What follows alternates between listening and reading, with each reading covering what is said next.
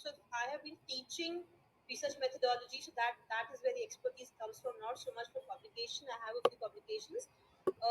Second thing, very important to be mindful about is ethics behind your published work. And of course, finally, is your journal selection. So just recap the other three things that I will talk about. A lot of time I'm going to spend on the first one. So if you really understand the first one, the second and third should be rather easy. So we finished discussing this because I knew I won't be able to then see the responses. So basically, let me start at the very beginning, and I'm sure in this 5 days workshop, you probably have had a look at some definition, have had a discussion about this particular aspect. But still, let me just humor me. Just you kind of go with my plan. Let's just read at look at the Oxford Dictionary's definition of what is research. Okay, so research is a systematic investigation into and the study of materials and sources in order to establish facts and reach new conclusions. So, if you pay attention, the first thing that comes to our mind is research has got to be systematic. It cannot be haphazard.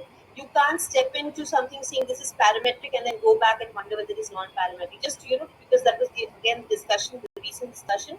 So you have to have a very strong plan about what was your sampling design, how did you collect the data, what makes something random, what does not make something random. So it's very difficult. Research is an iteration, it's a series of steps. So you cannot go back. Therefore, you need to be very, very systematic and very, very planned. The second thing we see in this particular definition is that it's going to be about the materials, about the source from where you got this information. What is the method you're applying? So, what is this material? Is it an interview? So, like recently, I was so delighted to see one very old diary of 1930s or something, pre-independence, of a house, lady, a homemaker, who used the diary to write poems in her, her vernacular language, and that same diary was used for also budgeting. So we are also, as you must be aware, I'm sure, diaries are sources of research also. So you go back to that era to understand what are the concerns of a typical household and what is the kind of independence or what is the kind of responsibilities that the woman had. You know, did she have agency to take financial decisions? So these are precious ways in which we actually are trying to dig and bring something new to the body of work that we create. So the materials and the sources that you're getting, you're using are going to be very, very important in your research. And of course, finally, like Preeti said, you've got to bring something new. So this newness also, we will discuss this a little later. But yes, you have to have some novelty, something hatke, something. So this new again, just hold on. We'll try to understand a little later. Because we often tend to misunderstand what it means. So let's say I'm going to start ulta.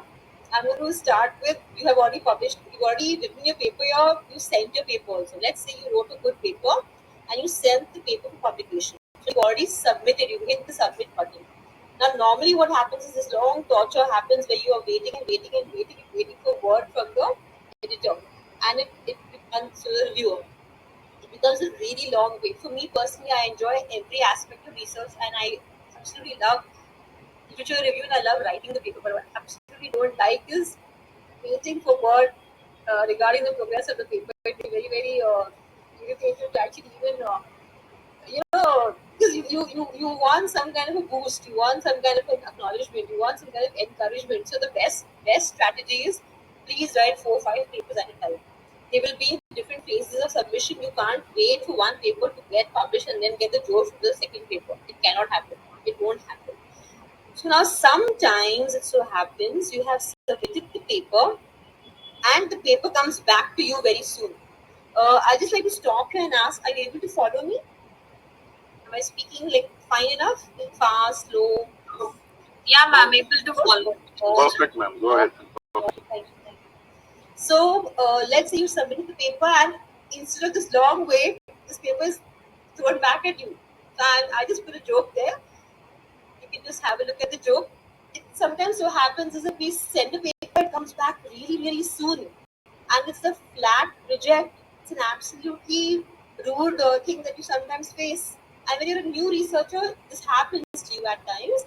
So this is nothing but a desk rejection. Okay, so primarily what happens in this phase is that once the manuscript is submitted, there will be a team, an editorial team. The editorial team will first do a pre-screening. They do a quick run through of this manuscript. So they want to decide whether this is adequate quality to be sent to the viewer. So there is this first cleaning itself that happens, and that can be rather harsh because this person is not reading line by line. This person is not taking the time to actually really understand how you set up your research.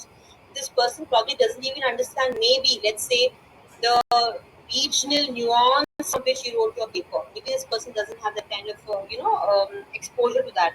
Whatever might be the reason, the point here is that you've got to try to clear this first screening. That's extremely important because this editor is going to look at the title, look at the abstract, give a quick run through of what the paper is, look for some big anchors of quality, some two, three, four, five things they look at, and then they'll decide, okay, okay, this is adequate. Let me, because who's a reviewer? Reviewers are basically faculty members. So when I'm doing review for journals, I'm not being paid. It's a different thing. I get a kick out of reading. You learn some new theories, and anyway, I would be reading. So it's nice to also contribute to your field. So there is no payment for that. It is actually work that you do other than your normal work. So the editors also are very mindful about not sending inappropriate or what is obviously not good quality. So that rejection is the first bit that you have to dodge. So this desk rejection is going to happen at whose desk? At the editorial team's desk. That's pretty obvious. And normally this will take barely a week. Within a week, you will get a rejection. So that can be a good thing, or that can be a good thing, or that can be a bad thing. So sorry.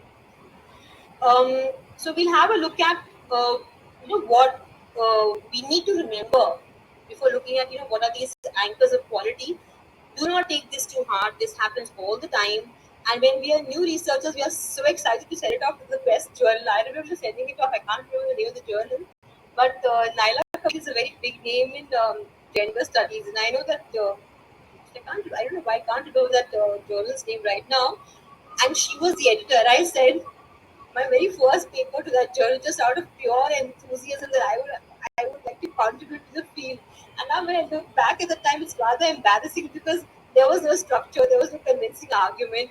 So anyway, you live and you learn, right? The point is that editors normally do reject 70% of the submissions. So no taking things too hard, but better to learn what's the strategy, what is it that we're looking at, so that you can clear this particular level itself. So, what are the reasons for desk rejection? First of all, yes, they are looking for novelty. What is this new nuance? So it can be completely new idea, or it basically is usually a nuance, a slightly different dimension that you look, a slightly different kind of group that you looked at, a slightly different way of probing, a slightly contrary view of what everybody else is looking at. So that is the new angle that you are giving to in your research. So when you are facing this wall called novelty, how do you want to go? How do you want to cross it? So, and this is something I'm seeing all the time now. Why wait for the editor to run through your entire paper and discover where you wrote novelty? Better to just write a statement of novelty. Okay, so you know that you can also directly communicate with the editor when you're submitting your manuscript. So in that itself, you can write a statement of novelty to the editor. If you're very clear what I mean, you should, because this is one of the major aspects that's being looked at nowadays. Because who's got the patience to run through everything? So everything is being very clearly slotted, and now we know that AI is going to do most of the job. Looks like, so it is what it is. You can write a statement of novelty and send it to the editor, or be clever enough to put that statement of novelty inside your abstract. That itself will sense as to what is hatke thing that you are doing, your research is claiming to show to the world. And third strategy can be, you put this novelty sentence, what is new about your research, into your conclusion. So not just like in the abstract, also in the conclusion. So if somebody misses somewhere, and then I think I'm sure most of you know that structured abstracts now ask you specifically what is the novelty. Another aspect because of which papers can get rejected is that you have not adequately engaged with others in your paper. What does this mean? This means that you have not adequately cited other key researchers in your field, or you have not adequately portrayed how this particular issue is important in your field. So you could be from business, you could be from science, you could be from government, from public sector, you could be from childcare. So this particular, so depending upon your topic, it could be something that is trending, important, has a long evolution in pure research, or it could be a topic emerging from a real world problem. So you have to actually engage, meaning you have to draw out those people who have discussed it, or draw, meaning mention, discuss, and where right in the beginning, when you are setting up your research, you have to engage. You have to talk about everybody else has talked about this. It's come to so and so level, and now I am looking at this. Or these groups are affected. These groups are concerned, or the world is changing this manner, that manner. Nobody's looking at this aspect, that aspect. You have to engage. You have to bring in other voices. You can't be the only voice in your paper. That's the other thing. So you have to engage with others. So how do you engage with others? You have to bring in citations. You won't put citations in the abstract, you put citations in the paper. And if your field has got debates and you're going to skirt around it, that's not going to count very well for you. So if you're for example AI, the applications of AI, it is a structured decision. It is not a like a unipolar thing. It is manufactured opinions that are there in the world. So you have to bring in one or two debates. For example, sustainability. Not everybody agrees that managers need to follow sustainability. It should be only profitability. And one of the biggest proponents of that is Warren Buffett. So you can't write a paper without actually at least a sentence, at least a citation touching upon how convoluted, how troublesome this particular uh, topic is, and therefore you want to probe and bring more clarity. And then, of course, what we sometimes fail to do, because sometimes we are so fed up. We write a paper, we want to make it more readable. We want to make it easy for the reader. We sometimes tend to forget that who essentially is our reader. So our reader is not the place where I am sitting. So I teach in India doesn't mean that my reader is in India.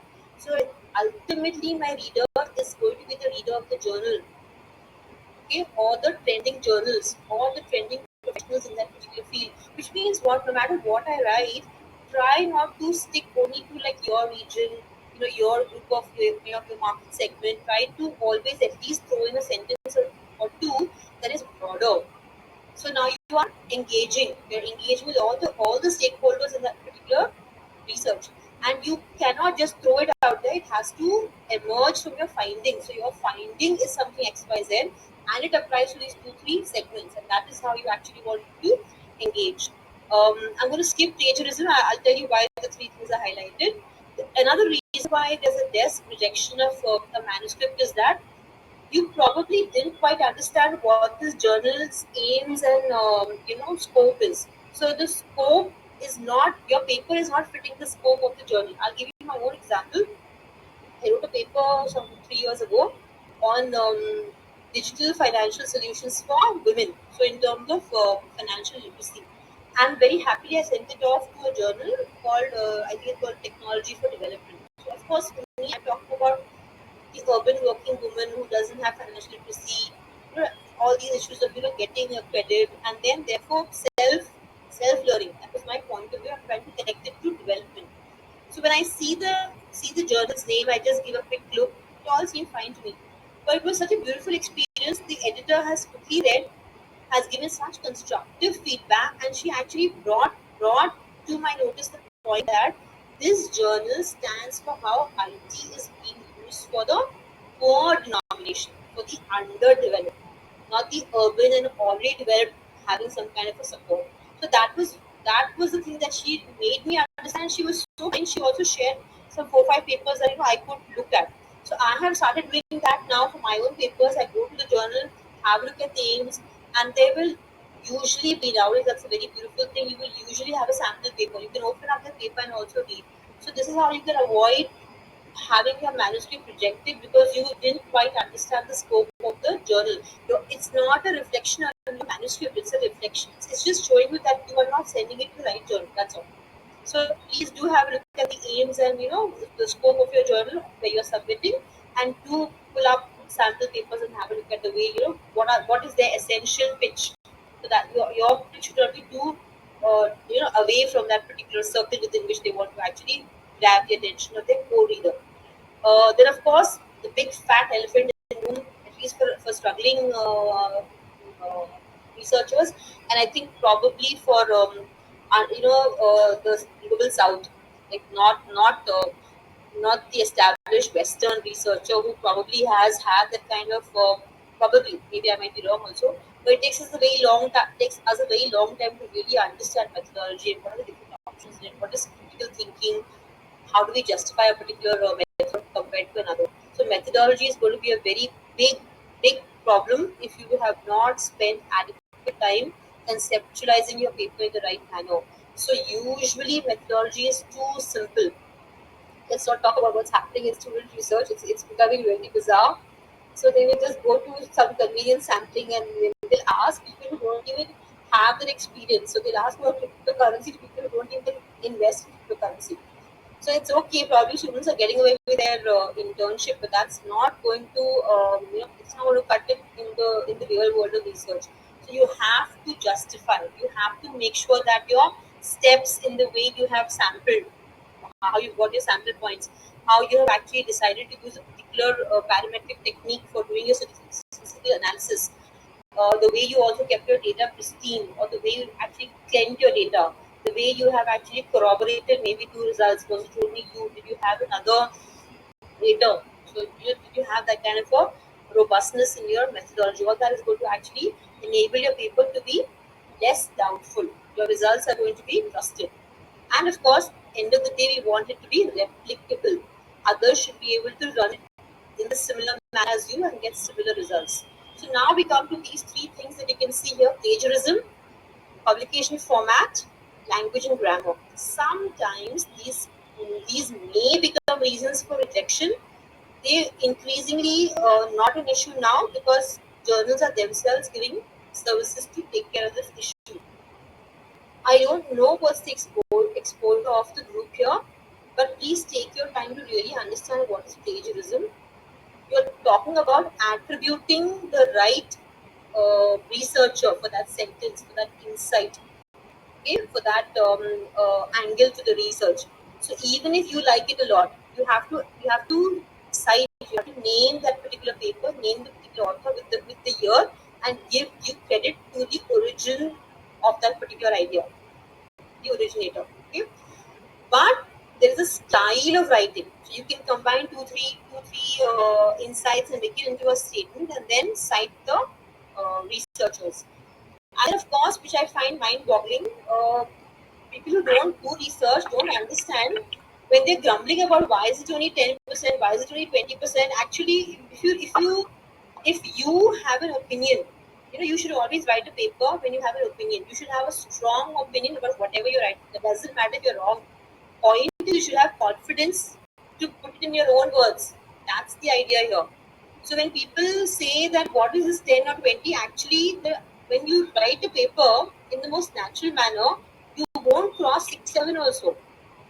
It's when you're dumping, when you're picking up something and you're doing copy paste, that's when you land in trouble. So anyway, I don't see a lot of training happening in terms of how to deal with plagiarism. There are actually techniques for that. Okay. So I wanted to just put this point in here. Cannot see you, but can you answer? Do you use Grammarly? And you like it? Anybody using Grammarly or any other app for avoiding plagiarism? Ma'am, I use Grammarly. Quillbot also I have used extensively for that purpose. Oh. So again, it's up to you because now we are going into ChatGPT. So I don't know what's going to be the new version of an app creating, recreating content. So I'll just speak about my personal experience. It makes me very restless. I don't like the way it gets reformatted. I'd rather just read in my own words. Practice a little bit more. It's really not that difficult. It's very much doable. Try to write in your own words. Somebody needs to mute themselves, please.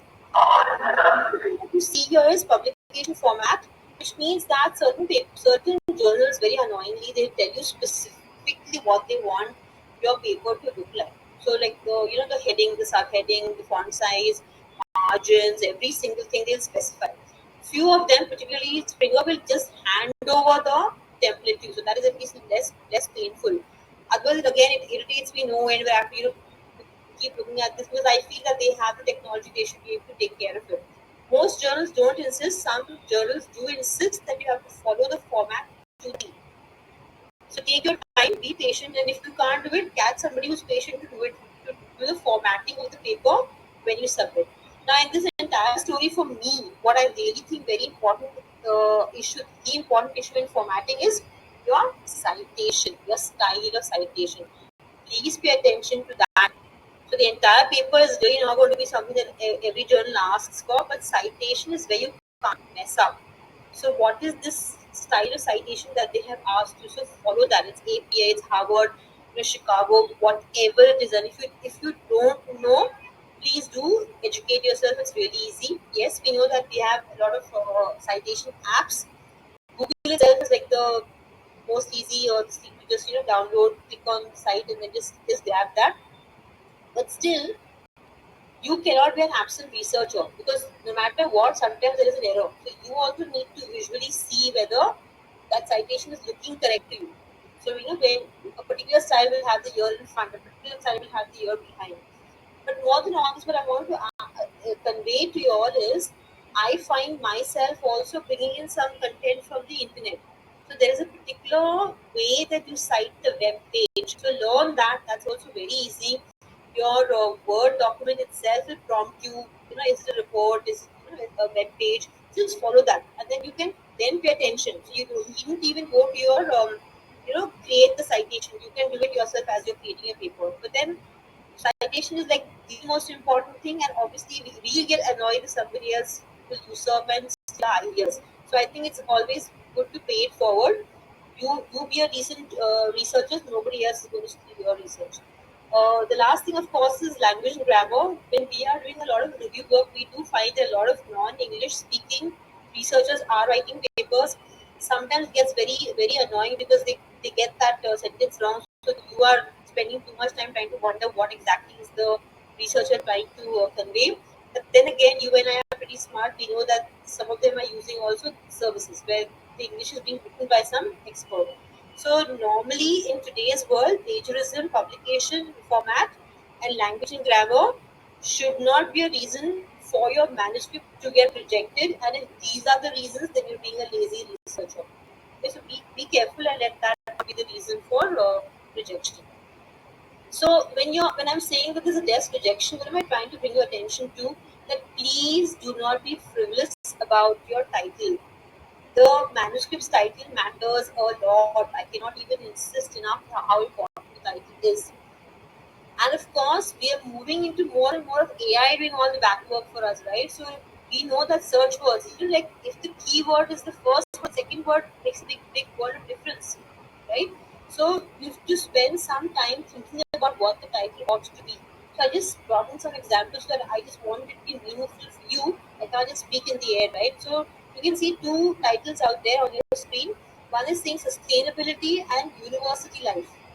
The other one is saying energy and sustainability. I just typed some word that probably will impress the entire audience. So I just typed sustainability some half an hour ago just to get some screenshots from Google. That's all. It's very simple.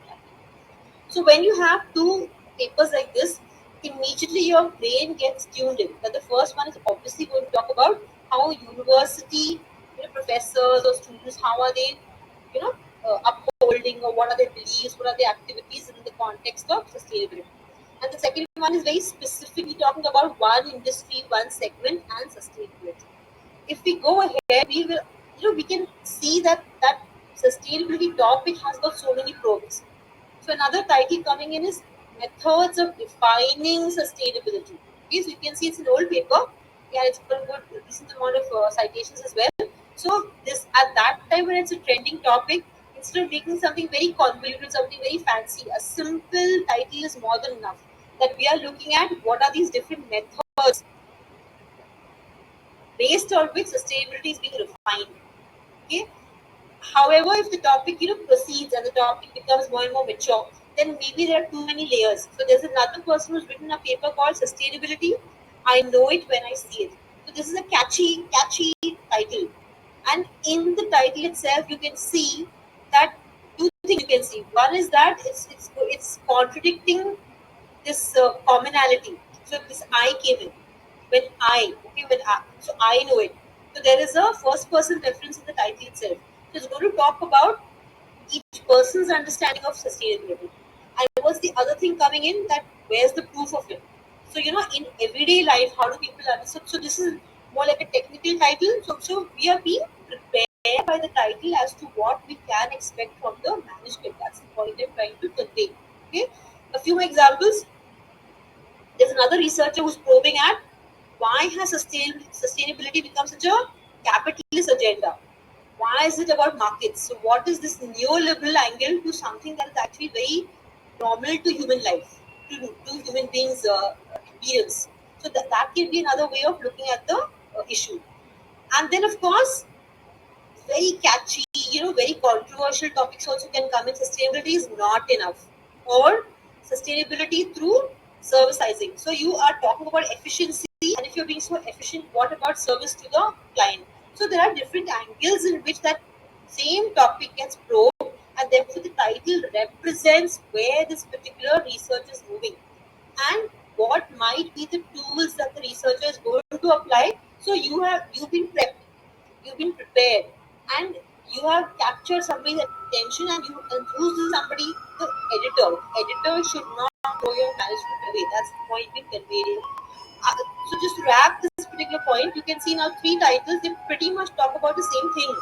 One is called Strategies of Sustainability, and it's talking about leadership to take sustainability forward. Okay. Second is saying sustainability of sustainability.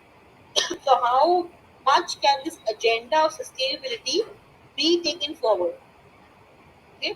So what are the different conceptual foundations of it, and therefore will these foundations, you know, survive in the future? And then the last one is, because it's a book title. It's a book title. It needs to be a little more simple compared to something fancy for a journal. It's a simple title called The Future of Sustainability. So what I'm trying to tell you is that actually all three have the same agenda, but because their titles are different, they tell you a little bit more than just the main agenda. So they tell you some kind of approach that the author is trying to take. Is this clear? Any questions until here?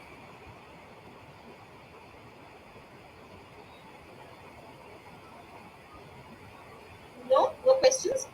Ma'am, for example, if I have to do a title on the new age leadership and coaching, so if I Yeah. have to put that, similar kind of things keep appearing. So, like, how do I select it? In terms So of I'd like to answer that in a tricky manner. Please make sure that you're not too hateful, because the similarity is going to make you come into the search engine, right? So that's not an issue. That's not a problem. You have to have one keyword. So new age, counselors or mentors or whatever, and then see again, where does the title really come from? The title comes from your stance regarding this issue. Are you anti? Are you pro? Are you taking it to a different method? So that is exactly what the title then goes into contains. So sometimes not sometimes, but always what we say is give a working title. I'll tell you my own tragedy. So when I began my thesis work, I thought I would do a quantitative study on financial literacy. And the more I read, I got so angry at how Western it was. It had absolutely no connection to developing world and to India. And I want to do on women. So there's not that much of stock market investing in India. So then I made an effort, because I did my PhD from PISS. So I learned qualitative studies, and I've done a mixed methods. Now, what happens for a PhD student is that once you give the title, they don't change it, right? So, actually, my title should have had mixed methods, like a trending way to do research. But I could not add it. So, what I'm trying to tell you is that any and every researcher should have a working title and then finalizes a little later. But what comes in the title, one or two keywords, and then you can put your main pitch. So I wrote another paper which is called, which is asking whether women are homogeneous. So in public policy, there is like one policy for all women. Are you saying all women are the same? So some, it can be a quote. Like recently, I have written a case study. DIY or not to DIY. Okay? So as a DIY investor, so you can have like a catchy quote, you can have like a contract, you can take somebody's quote and twist it, but you must have your keyword in your title. That's very important. Was I able to answer to some extent? It'll Yes. take you time when you need to reflect. Yeah. True. Thanks, ma'am. Well, so let's go ahead. Basically, what's the job of your title? You've got to generate interest in your paper. It should be a clickable title, meaning what? As that, not just that it generated interest. That person should be motivated to click, should want to read. And of course, at the end of the day, your title cannot be different from your manuscript or your paper. So it should represent your paper correctly. Okay, like the main theme should be there in the title. And basically, it's supposed to give an idea about your manuscript. It's supposed to also highlight the importance of your study, if possible. So I'm going to move to the second most important thing, of course, is abstract. I'm going to quickly read, or maybe I'll explain to you what this abstract is saying is that, I'll read out quickly. The growing economic resemblance of spouses has contributed to rising inequality by increasing the number of couples in which there are too high or too low earning partners. So the research is talking about why is it that there is now this observation that too many couples are either both rich or both poor, and how that is contributing to inequality in the world. So dominantly, when people looked at this issue of mating, how people find a spouse, they have focused a lot on appearance, how people meet, how they gravitate towards each other, how matches happen. Okay, and then inequality is looked upon from labor market. So now this researcher comes in and says that people are forgetting that now there are couples where the wife is bringing in money. So there is a dramatic change in the labor supply because the wife is now an earning member. So an already rich person, the spouse then brings in extra income, and that therefore too poor, too rich is what we are observing. And then it talks about what is the method being used and what that method is going to, what is the data being used, and how they're going to decompose and break that data to pinpoint on the correlation between the spouse's earning and how the spouse is not the person's earning. The spouse's earning probably has contributed historically to income levels changing in society. And then it goes back to two theoretical aspects of this work. So one is about how people mate and match and marry, and the other is about how there is a division of labor in the market and how payment is made for division of labor. And then of course it goes ahead to tell what its contributions are, this paper's contribution. So this was on some website that I saw, and I actually saved it because it was first of all a delightful topic, and just the way the entire abstract flows. So this is how your abstract should look. That you should, in the opening itself, your topic should be revealed. And here in the opening sentence itself, the author says that the economic resemblance of a spouse. Until now, people are talking about, if I am tall, I want a tall spouse. If I am, of a particular religious, tendency or belief, I want some similar spouse. But here the person is talking about economic resemblance. Okay, and then of course how this is questioning what is the established knowledge in the world today. Okay, then it talks about what is the previous research, and therefore what is the rationale, what is the need for this new research. Then it talks about what is the method used and how this particular study is actually using this particular database and what is this method. And finally, the findings are revealed, and then how they are applicable in this modern world of ours. Okay, so this is like a beautiful example of a well-written abstract. So at the end of the day, what do you want the abstract to do? See, this is conventional knowledge. I think most of you do have a research orientation. This we all know. What I'm seeing now in the literally the recent era is that your abstract should be easy to read and independent on its own. It should make complete sense on its own, like a small piece of like a paper. So how you can see this is like a research paper, but in a very miniature form. So it should be intelligible on its own, because not everybody is going to have access to read the paper. But yes, all of us use at least the abstract to write a review of literature. So you are also, as an author, fishing for citations. So you write it so well that the entire thing, so your title should be good, should attract and should convey the entire heart of your effort in your paper in the abstract. This is the mistake I made as a rookie researcher. My very first paper I wrote, I put citations in the abstract. And then by the way, I have learned that you don't put citations in the abstract. No citations in the abstract at all. Okay? And then of course, what we said earlier also, you want that novelty part to be in the abstract, but more than novelty, the abstract is going to talk about what's the gap, how you're filling it, what were your findings. Okay? And today the new spin is that at the abstract. But a well-written abstract should actually have a strong argument. So how this person has explained that there was a physical matching, but actually it's an economic matching, and there's a labor study that's going in tangent, and they're not looking at how these two converge, and how there's a real implication in the real world where you're finding too many couples who are either both rich or both poor. I think that's like a beautiful. Even the language was very simplistic. So have a look at some good abstracts, tuck them away, keep them on your desktop, and they inspire you to write your own abstracts better. Now, this is where I'm going to talk to you about the reviewer's point of view as a as what is a quality paper. I'm so sorry, I will come to what 7:46. I think after 10 minutes, I try not to rush too much. So I think you're familiar. There is a model called IMRAN. Okay. Now because the lettering will allow me to make this a small A, so I just pick some creative freedom. Basically, you want to layer your paper.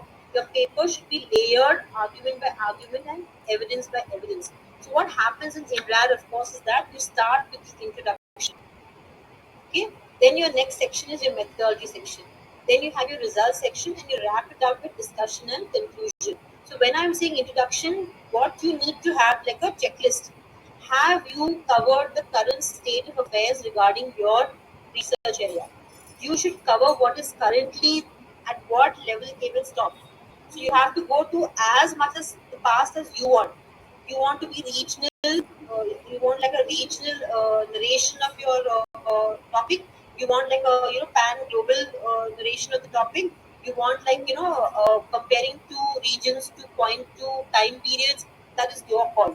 But you want to bring it. Your discussion should bring it to today. This is what we know. Okay, and obviously you're doing that too without one or two limitations. And where do you find limitations? Limitations are always disclosed by every researcher in the end of their papers. So every paper, and especially nowadays, we are asked to mention. So where do you find limitations? Just read that section of the paper. Okay. Your job is to now convince the reader that see, this is what we know, these are the limitations, and I'm telling you this is important, this is going to matter, and therefore I am stepping in now to take this forward. And this is the newness. The newness is that you are not new, you are continuing somebody else's work. You have to bring it from the past. Okay, so all this is the job of introduction, and I'm sure you know it has to come to research question. It has to state clearly what is the aim, and then now your paper actually starts. So now you're trying to tell that what is your research design. So very quickly, it's only in classrooms that we tend to talk about research design. Doesn't I don't see many researchers talking about it, but talking about the way you have actually conceptualized your constructs, how you operationalizing them, how will you measure them, how will you observe them, what is the sampling technique that you're going to follow, and why. You have to justify it. You can't just say I did this, but why? Why not the other one? Then you have to talk about the observational tools. So are you going to use a questionnaire? Are you going to use interview? Are you going to use like a hidden camera? Are you going to use video diaries? Are you going to actually use websites and kind of look at the way they're structured, what language they use, whatever you might want to come up with. And of course, lastly, what is your statistical probe? So what is the technique that you want to use to analyze your data? So at the end of the day, please remember you have to disclose, and this is something we sadly don't do. You see a Western paper and then you see a non-Western paper. They are going to justify every step in this research design, and we kind of skirt around it. So we want it to be. So you should know that if somebody else uses your paper, uses your methodology, you get cited, and then your research moves ahead. So we want to disclose that this is how I selected, this is what I did. So somebody else comes in and replicates that, and then we also have research for seeing if those results are valid in different regions, right? So that is something that we need to discuss in our methodology section. Be very, very clear that you don't have any bias. You have not wrongly set up your research because you have some control or you have some worldview, or you are manning the desk and you are only doing interviews and you are only also kind of doing the analysis. You have to be very, very careful about your bias as a researcher. Please think 10 times whether all the pertinent factors are there inside this model. Did you leave out any factor? Can that factor be impacting the results of your study? Things like that. And of course, ethical concerns, we'll address this a little later. Moving ahead, then once you in your paper, you would have done your analysis in your paper, you reveal your results. And for me, I think I struggle the most with this is I just don't know what parts to put, what all diagrams and what all tables to put, and what all to skip. So please take a call on that. Don't dump everything that SPSS gives you, everything Python gives you. Take a call as to what needs to be revealed, what needs to be held back. As a reviewer, I find that people are not paying attention that sometimes they are writing something different from what is in the table. Whatever is in the table, that is what you write. Both have to match. Okay, and therefore it is very, very important to pay attention to your table, even if it's a software that gave you the result. um, Discussion is very, very important because you want to go back to what you have cited in your literature review and show the connection or show the contradiction. But you have to explain your results. You have to explain why you got this result, why it was similar, why it was not similar, what might be missing, what might be the reason why it's happened. This is again something I feel we miss. Okay? And of course, this is something very good at. We know how to conclude. So just give a recap of the entire paper and wrap it with limitations. And of course, now we want some novelty. So this is basically your IMRAD model. Now, when you're looking at IMRAD, can you see it is nothing but your definition of research? In your base, you're going to be really systematic. In your introduction, you're justifying, you're bringing in your research in a very systematic manner, you're planning it. In your methods, when you're taking those decisions about observation, the sampling, the statistical model, you are actually being mindful that your materials are of good quality. You have taken a good questionnaire, it is validated, you've taken an expert's view. Okay, so that is again the second layer of quality. And then when you are wrapping it up, here you want to discuss the newness. So basically, whatever we talk about as in what is research is exactly what you implement in your paper. Okay, so I'm going to just go ahead and wrap up in the sense that this is basically quality in research. And when we say what exactly is research, I see this in young scholars, and I know I did that also myself in the beginning of my research journey. One day, very excitedly, I'm like, there's not much to read, and there's not much, not too many papers on my this thing. I mean, I was reading a lot, but nothing on my this thing apparently. That's a fallacy. And the next time you hear another researcher saying there is no literature, no one has studied this. So I don't think I said that. I think I wrote that it's a new method that I'm using. I think, yeah, I wrote in my review of literature paper that it's a very new something I'm trying to do. And I remember my guide stopping me in my tracks, and that is something you need to understand. There is no so much of newness, and if it is so new, it's not research because we want our research to have rigor. It has to be built on everybody else's or few people's work. You cannot come in the middle and dangle something and call it research. Please remember this. And the next time you look at Google, please remember that statement down. Google Scholar, all of us are standing on the shoulders of giants. Research literally is this: build on other people's work, not steal. Build on other people's work. They have seen this in this manner. This is missing. This is my angle. I am putting this Lego piece. Somebody else will put another Lego piece. That only is research. Okay. So moving to the second one, what is ethics in research? Please always, if you're having a qualitative research, make sure that you have informed the participants